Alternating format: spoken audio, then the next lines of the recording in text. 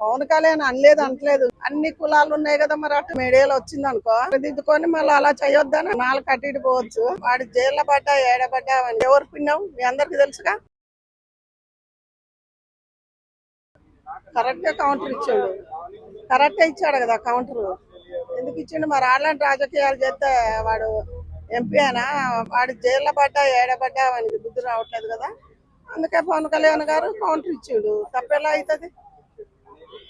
అంటే అసెంబ్లీలో కులాల గురించి మాట్లాడొద్దని ఆయనే అన్నాడు, మళ్ళీ ఆయన కులాల గురించి అప్పుడు అన్నాడు, ఏదో నోరు సారిందో నాలుగు కట్టిటి పోవచ్చు.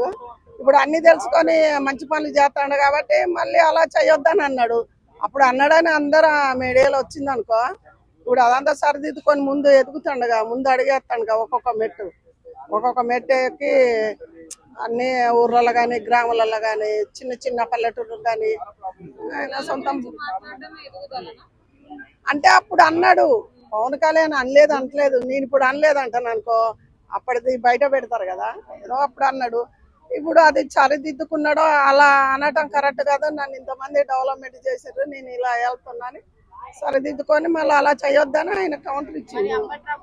పవన్ కళ్యాణ్ కుల రాజకీయమే చేస్తున్నాడు, ఆయన ఒక కులానికి సంబంధించిన నాయకుడు, ఆ కులం చంద్రబాబుకి అవసరం కాబట్టి ఆయన పట్టుకొని ఉన్నాడు అని చెప్పి మాట్లాడుతున్నారు. కులానికి సంబంధించిందని అమ్మటి రాంబాబు అనకూడదు. అన్ని కులాలు ఉన్నాయి కదా మరి అటు.